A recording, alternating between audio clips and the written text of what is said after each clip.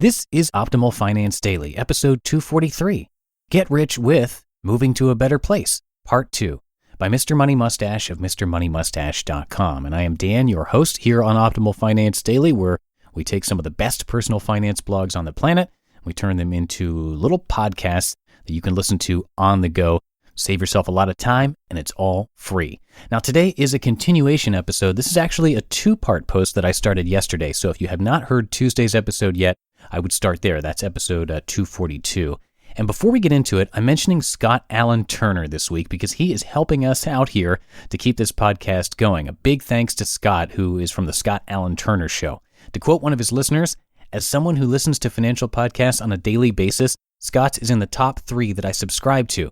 The podcast is informative and entertaining. Whether you're a beginner to personal finance or advanced in your knowledge, it's a great podcast to listen to. So definitely check him out. Just visit scottalanturner.com. And now we're going to wrap up yesterday's post as we optimize your life. Get Rich with Moving to a Better Place, Part 2, by Mr. Money Mustache of MrMoneyMustache.com. When I graduated from engineering school, I moved 300 miles away from my hometown because that was the location of the best jobs that I knew about at the time. It was also where my wonderful sisters and my girlfriend, the future Mrs. M, lived. But as my career progressed, I learned about the work opportunities south of the border. They sounded fantastic, as did the increased choice of geographic settings versus those available in my native Ontario, smoggy metropolis, mosquito forest, or mosquito swamp. I did the research, got the interviews, fought for the work permits, and boom, here I was in a fantastic new land of untold adventure. I can't even express the joy this decision has brought to my life over the past 12 years. It's strange because I cannot deny that regardless of where you move, you are still the same person, so some would suggest that you should be equally happy regardless of your surroundings. But it doesn't seem to work that way for me. I think that for some people there really is a better place. For me, it was the presence of mostly nature and sunshine with just enough city thrown in to make life convenient, and the odd combination of culture in the Boulder, Colorado area that starts with an entrepreneurial and educated base, but throws the whole workaholic thing out the window and seeks quality of life instead. Sure, we still have bag consumerism and the odd clueless fancy pants daintily laying grocery bags into the back of an empty Cadillac Escalade, but it's drastically less than in other areas, and the much-mentioned pressure to compete based on material possessions seems to be non-existent in the area I live myself. And let's not forget the economic argument to moving. For me, the irresistible combination of higher income, lower taxes, and a lower cost of living was the thing that allowed me to retire so early. If I had not moved here at age 24, I'd probably still be working an increasingly monotonous, high-salary job to this very day back in Canada. Mr. Money Mustache would not even exist yet. Early retirement is still completely feasible in any capitalist economy, of course. It's just speedier in some areas than others. So the combination of geography, climate, culture, and economy is what makes me happy in my particular better place. I do miss my family, especially when I read the emails about casual get-togethers that I missed out on because of living 1,700 miles away. But we were always a far-flung family who got together only a couple times a year anyway. With the new model of making a 6-week visit every summer, we get almost as much visiting time without having to give up the benefits of the better life when not visiting. Moving is easy when you're young, fresh out of college, and with no kids. It is mostly in the minds of those people that I am trying to plant these ideas. Considering new cities is like reviewing a broad and exciting variety of new dishes and deciding which one to eat. I highly recommend doing this type of dreaming and strategizing when you are young. My own way of browsing involves reading best places to live lists, touring the country and the world in person, and virtually flying around to check out the terrain and the bike paths using Google Earth, and the house prices and hoods using Realtor.com. The ultimate human-friendly city, in my own view, is one with a population between 50,000 and 200,000 in a compact and bikeable footprint, separated from neighboring cities by actual cows and fields as opposed to the fake cities that exist by the dozen on the sides of giant cities. Denver has Lakewood, Englewood, Centennial, Aurora, Westminster, and a bunch of other silly non-cities attached to it. It should all just be called Denver. But you have to drive for some time and pass a number of different crops and animals before you reach the distinct cities of Boulder and Longmont, for example.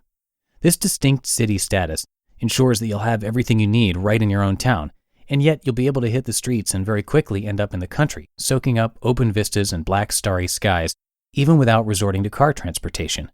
Your cell phone will have data access, FedEx will deliver your Amazon packages efficiently, but yet you'll never find yourself paying to enter a parking garage or waiting in an endless line for a restaurant.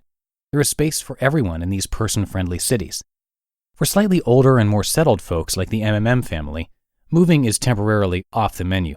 We want the lad to grow up in a stable place where the faces and friends stay the same from birth until high school graduation, and even the trees and hills and seasons become familiar through the span of his childhood. But Mr. and Mrs. Money Mustache have already got some more adventure moves planned for the many decades to follow in the future. Maybe we'll move to a different college town as part of helping our son earn in-state tuition in another state. Maybe we'll try Hawaii or another tropical island.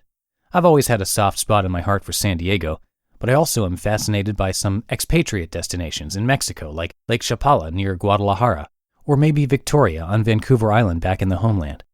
You should live in whatever place works best for you, but you should be able to prove to yourself that it really is the right place, instead of just being the place you happen to be born. You just listened to part 2 of the post titled Get Rich With Moving to a Better Place by Mr. Money Mustache of MrMoneyMustache.com. And once again, we're giving out a big thank you to Scott Alan Turner for helping to keep this podcast going. Now, Scott has his own podcast called The Scott Alan Turner Show, where he mixes financial advice with humor, sarcasm, and inspiration. It is a really entertaining podcast. He's also the author of the best-selling book, 99-Minute Millionaire, the simplest and easiest book ever on getting started investing and retiring rock star rich, and you can find that on Amazon. Come return the love by showing him some support. Just visit him online at scottalanturner.com. He has a free guide as well to saving $1,000 in 1 week, and you can find more information about him and his show there. Again, that's scottalanturner.com. And that's going to do it for our Wednesday show. Have a great rest of your day, and I will see you tomorrow with the start of a 2-part post from Scott himself. See you there, where your optimal life awaits.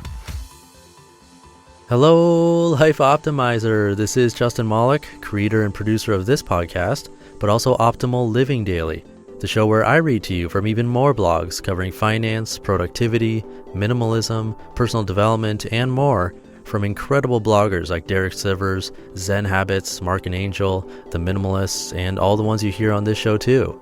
So if you enjoyed today's episode and like taking amazing blogs on the go, come on over to Optimal Living Daily and subscribe to that one too. And together, we'll start optimizing your life.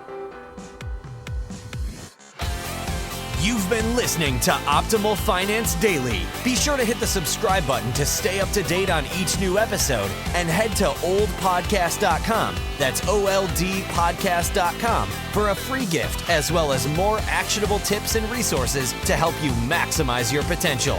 Thanks for joining us, and remember, your optimal life awaits.